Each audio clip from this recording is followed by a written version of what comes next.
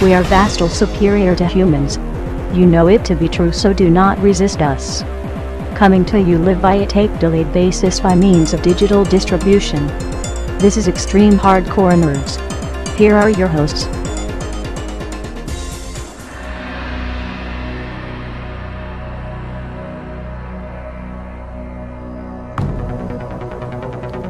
Ready, set, game on.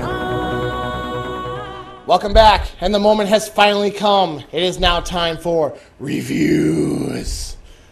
And during the break, the coin flip was made, the coin flip of destiny. And first out of the gate is myself with the review of Max Payne 3.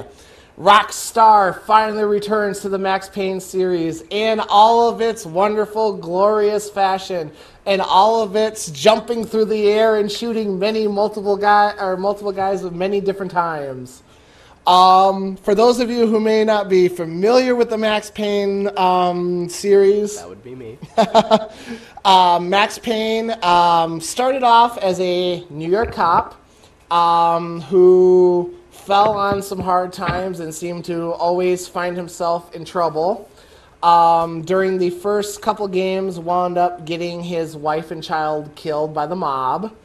And that is where Max Payne 3 picks up. Max has basically found the bottle of a bottle of Jack Daniels and found his way to the bottom of it every night. He just sits at the bar all day, just drinks, and according to him, he just hasn't been lucky enough to find somebody to put a bullet in his head.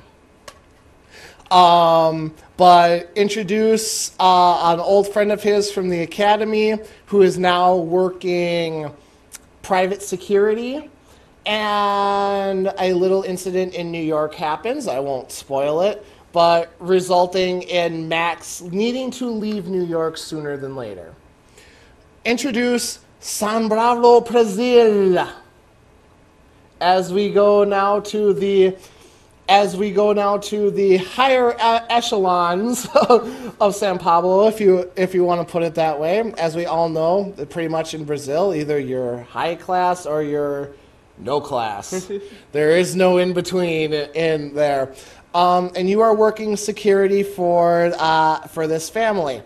The game starts off with you with an assault team coming in during a fundraising party and tries to kidnap a couple of the family members.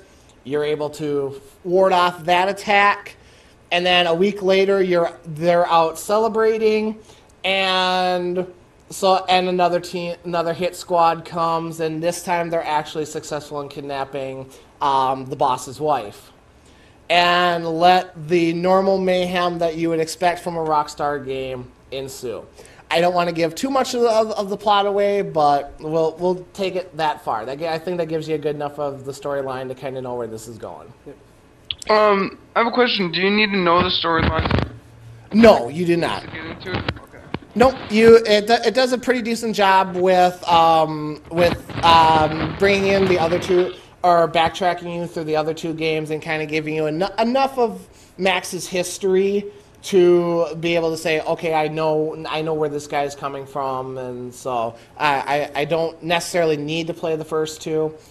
I would say if you can, play the first one. The second one, not so much. Oh. Second one's skippable. Is that Fall of Pain? What's that one called? I think so. I think that was the Fall of Pain. All I remember is there was a guy in my class wearing that shirt, ironically, because of how bad it was. Of course, with Max Payne, you don't get health, you don't get Band-Aids. Nope. This was the game that introduced us that popping pills is fun. as you just keep taking random prescription medications that are just laying around to regain your health. One thing though that I did like that they added this time, that if you do have reserve painkiller on reserve, that if you're shot, it gives you a couple moments to take out the guy who shot you. And if you did, it's kind of like that last stand moment, where it'll regenerate your health and let you come back into the fight. Okay. I was gonna say also, one thing that made Max Payne super special was bullet time. The ability to just randomly jump from side to side or forward and slow down time and watch bullets fly by you. And this has been greatly improved thanks to the next generation consoles. Obviously, the first time we were introduced to it was on the PlayStation 2 and the Xbox. Now that we have the much more processing power of the 360 and the PS3, yes, this looks so smooth and so awesome. They also went back and they redid the bullet time mechanic. So now it's not just, oh, let me dive towards the wall and I'm sliding against the wall, but I'm still shooting. No, now if you actually dive into objects, you will stop and you actually interact with the environment. Okay. Like I know I was just standing in the wrong spot. I was like, oh crap, I need to dive behind cover. Went and hit the bullet time, but I wound up jumping up on the counter in this kitchen, and I'm just like, crap, bang, bang, bang, just shoot. So I mean, the storyline is there. The gameplay, if you've played a Max Payne before, you will know the controls right off the bat. If you haven't, really easy to pick up. Presentation, it's a Rockstar game, so you know it's going to be down and gritty and dirty, and it's not like, my God. It's not like Red Dead or it's not like Grand Theft Auto where you have more of the open world sandbox to play in. This is a very storyline driven game. But one thing that they do very well with it is they introduce gameplay, and cutscenes are very seamless, and they work very well together, and they do tell a compelling story. Last but certainly not least, new to the Max Payne series, multiplayer. And we all know how I feel about multiplayer. He loves it.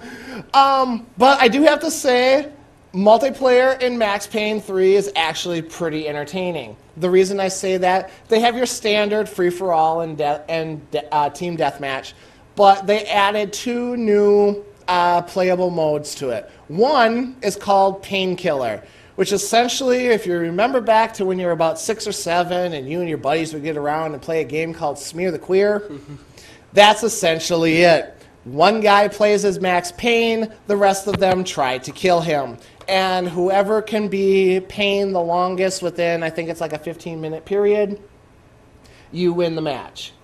And then they also have a mode in there called Gang Warfare, where you take control of one of the gangs, either from New York or Brazil, and you're basically pitted against one another for gang superiority. And also one thing that's very nice about this part of the multiplayer is it's actually done kind of episodically, so it's actually telling the story of why you're doing this and things like that as you're going through it. So actually it was pretty fun. Gang Warfare was okay. I found I had the most fun playing Painkiller myself. Yeah. One nice thing also with multiplayer, besides all the perks and stuff that you can get, is that, as we all know, in Max Payne, you have bullet time that slows everything down. Well, bullet time is available in multiplayer. But one thing that's really cool about it is it only slows down a person or affects you if you're within that person's line of vision while they're in bullet time. Okay.